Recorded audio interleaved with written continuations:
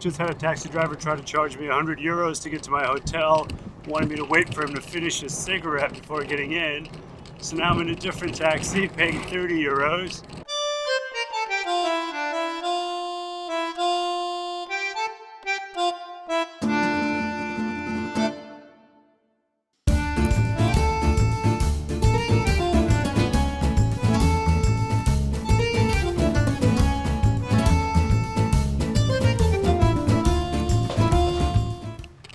Here, check out the location of my hotel. So this is the exit. And that's the Pantheon. And there's a coffee shop where I'll grab some breakfast. Then today we're going to do two things. First, you're going to see how well I can draw a diagram of an automobile. And two, we're going to learn about vehicle drivetrains, which sounds like a complicated thing, but it's just all of the components involved in helping the wheels of a car spin. Different types of vehicles have different drivetrains. Couple things I wanted to clarify before we continue. What do I mean by drivetrains again, and why is it important to understand this stuff? So vehicles are either front-wheel drive, rear-wheel drive, four-wheel drive, or all-wheel drive. And then electric vehicles are the same thing. They're either front-wheel drive, rear-wheel drive, four-wheel drive, or all-wheel drive, but they function a little bit differently, and we'll come back and talk about those. But a good way to understand the differences is imagine you're sitting in your car, and I lift your car up because I'm a giant, and in order to try to get away from me, you step on the gas pedal. If you're in a front-wheel drive car, only the front wheels of your vehicle will spin. If you're in a rear-wheel drive car, only the rear wheels of your vehicle will spin. And if you're in a four-wheel drive or an all-wheel drive car, all four wheels on your vehicle will spin. This is a hard concept for many people to grasp because maybe they don't think about it, or maybe they just assume that a car just makes all four wheels turn, but that's not necessarily the case.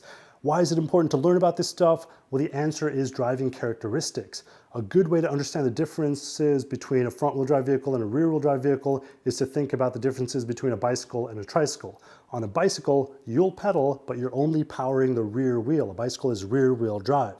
On a tricycle, you'll pedal, but you're pedaling and moving the front wheels. A tricycle is front-wheel drive. At slow speeds, it probably doesn't make a difference whether you're on a bicycle or a tricycle, but at higher speeds, at high speeds, it does make a difference. You can probably imagine yourself going downhill at 20 or 30 miles an hour at high speeds on a bicycle, and it feels totally fine. It feels nice and stable. As the road curves, you can compensate and steer, not a problem. Imagine doing that on a tricycle. You're pedaling hard, you're trying to keep that thing from going off road at 20, 30 miles an hour, and any curve on the road is going to be terrifying. A couple reasons why that is because on a bicycle, a rear-wheel drive vehicle, the rear wheels are doing the powering, whereas the front wheels are doing just steering, okay? In a front-wheel drive vehicle, on a tricycle, the front wheels are being powered and they're also doing the steering. And as you pedal, with each pedal stroke, you're slightly moving the handlebars, and that can be a little bit disconcerting. Vehicles have similar characteristics. This is why F1 cars, NASCARs, most sports cars, most racing cars are rear-wheel drive. But sometimes vehicle manufacturers will make economy cars, front-wheel drive vehicles with leather seats, with nice electronic gizmos, and people will buy these vehicles assuming that they're getting a sports car or a luxury car, but that may not actually be the case. I'll continue to rant about the importance of learning in Rome in front of the Colosseum. Oh, and don't get distracted by what the parts are called that I'm talking about. Just think of them as like toothpicks or spinning poles that are connected to one another that eventually make the wheels turn, okay?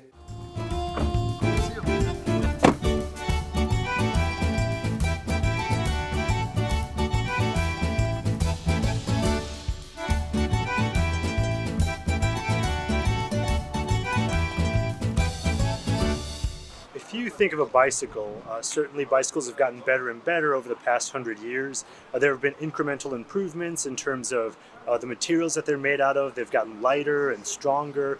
But to most people, the functionality of a bicycle hasn't changed much over the past 100 years. They still have saddles, cranks, derailleurs, brakes. The beauty of a bicycle is you can see the functionality. With automobiles, that functionality is hidden away behind body panels and the chassis. And today we're going to peel away all of those body panels and take a look at what's going on inside. if you don't understand how a car functions underneath all those body panels, then it's easy to fall into the trap of judging vehicles based on appearances and electronics and superfluous gimmicky things that aren't really foundational to the functionality of an automobile. And it may surprise you to find that the technology in an automobile, while there have been incremental improvements, all the things that make a car work today are very similar to the things that made a car work 100 years ago.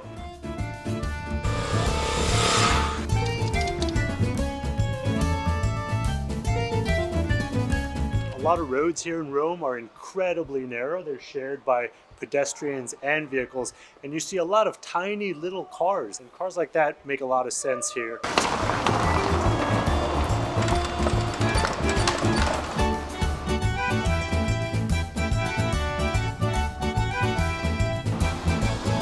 Okay, here is my drawing of a car. We're looking at it from up above. Okay, so this is the hood, here's the windshield, here's the roof, here's the rear window, and the trunk. And here we've got the rear wheels. And then here we've got the front wheels, and they're turned outwards, okay? So the front wheels are turned outwards. So now let's peel away this exterior. We're gonna get rid of the hood, the windshield. We're also gonna strip away the chassis as well and see what's going on underneath. See what parts are involved at making the rear wheels of the car spin. So underneath that hood, we have an engine. The engine is connected to this ice cream cone shaped thing called the transmission. Then there's a differential. There are a couple of axles. And then there are the rear wheels. And then up here we have the front wheels. So this is what's called a rear wheel drive car. The engine creates power, it creates rotational energy, it rotates the gears that are inside the transmission. The transmission is connected to the drive shaft. The drive shaft rotates parts that are inside of the differential rotates the axles, and finally the rear wheels spin forwards, and this happens when you step on the gas pedal in your car. All of these parts are connected to one another, so when one of them rotates, the others rotate also. This is a rear-wheel drive car, and I want you to notice that although there are front wheels, they're not connected in any way with the rest of the drivetrain. And again, you don't have to understand what the engine does, how the transmission works, or even what all these parts are. Just know that this is a rear-wheel drive car, and rear-wheel drive cars tend to be luxury cars, sports cars, and trucks. They have particular characteristics that are unique. They're better at handling at high speeds, for example. They're also better at carrying heavy loads. The downsides to a rear-wheel drive car, they're more expensive to produce, and so they're more expensive to purchase. They're also not as great on gas as economy cars are, as front-wheel drive cars are, as we'll see.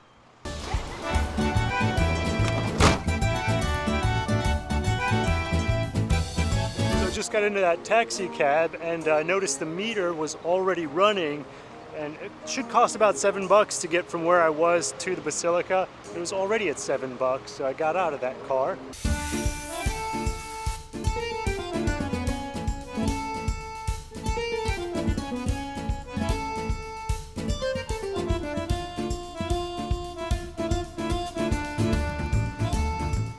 And four-wheel drive vehicles are relatively easy to understand. Instead of having an engine up front that spins the rear wheels, there's also a transfer case connected to the transmission over here. So instead of having the engine spin just the rear wheels, there's something that comes out of the transmission called a transfer case, and that transfer case is connected to a front drive shaft, and that front drive shaft is connected to a differential just like the one back here, and that differential is connected to the front wheels. And so instead of having the engine spin just the rear wheels, in a four-wheel drive vehicle, these additional components allow the front wheels to spin as well. Does that make sense? So in a four-wheel drive vehicle, the engine spins the rear wheels by default, and then there's some other components that spin the front wheels. This offers better traction, and four-wheel drive systems are typically found in sports utility vehicles. The upside of having a four-wheel drive vehicle is it's better in the snow. It gives you more traction because all four wheels are able to spin. The downside, of course, these additional components add weight and suck power away from the engine, so four-wheel drives tend to be a little bit worse on gas. And this is a traditional four-wheel drive system found in what I would call a real sports utility vehicle. The rear wheel spin as a default, and then the front wheel spin with the transfer case. Oh, and this is St. Peter's Basilica.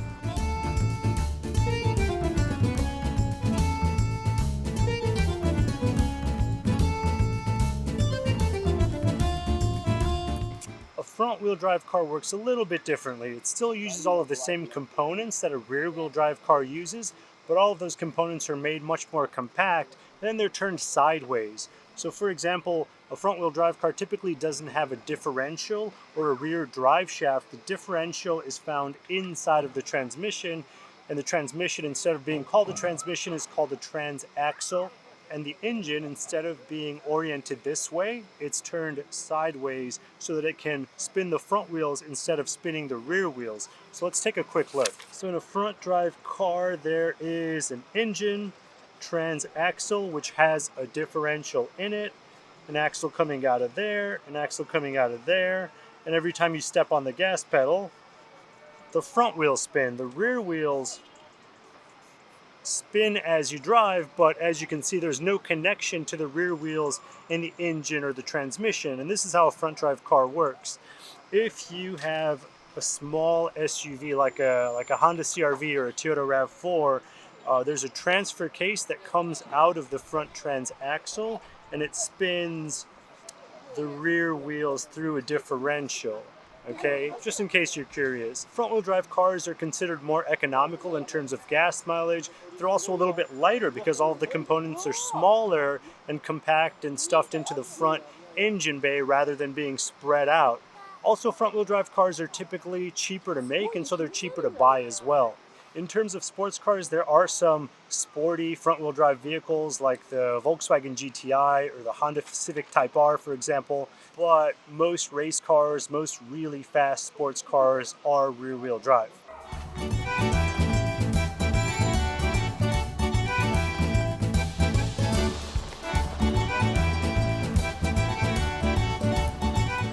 Remember, you don't need to understand what all of the components that we talked about today are called or even how they function. I just wanted you to see at a high level how the various drivetrains in a car work. It's just the same recipes over and over again in different types of vehicles, whether we're talking about a Mercedes or a Toyota. What I want you to get out of this video is that cars are either front-wheel drive or rear-wheel drive as a base, and then if a car maker wants to make a four-wheel drive or an all-wheel drive vehicle, they'll add some additional components to that front or rear-wheel drive drivetrain in order to make the other wheel spin. How I use this information is when I'm looking for a luxury vehicle, sports car, a truck, or an SUV, a heavy-duty SUV, I insist that it is rear-wheel drive as a base, meaning the engine makes the rear wheel spin by default, and then there are additional components that make the front wheel spin.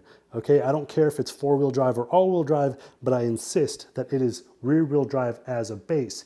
If I see a front-wheel drive vehicle as a base, then I just assume that it's an economy vehicle. Even if it's four-wheel drive or all-wheel drive, I think that it's an economy car turned into a four-wheel drive or an all-wheel drive vehicle. So when I see a Toyota RAV4 or a Honda CR-V, both fine vehicles, I don't think, wow, that's a rugged SUV or a pickup truck. I think that's an economy car boosted up, turned into an all-wheel drive vehicle. When I see a Volkswagen GTI, I don't think, wow, that's a really great sports car. I think that's a nice vehicle, but that's an economy vehicle with a nice engine and suspension. When I see a Volvo XC90 from 2018, for example, I don't think, wow, that's a rugged SUV or a solid truck. I think that's a tall economy car or economy vehicle with an economy vehicle drivetrain. On the other hand, when I see a Mercedes GL63, or if I see even a boring vehicle like a Volvo 960 or Volvo 240, those things have rear-wheel drive drivetrains, and I think of those as being a little bit more impressive and fun to drive than the front-wheel drive, maybe a front-wheel drive vehicle. Let's go back to Rome. Also, by the way, Rome was a beautiful place, lots of history, a lot of great architecture. I recommend visiting. hit the like button, hit the subscribe button, and I will see you next time.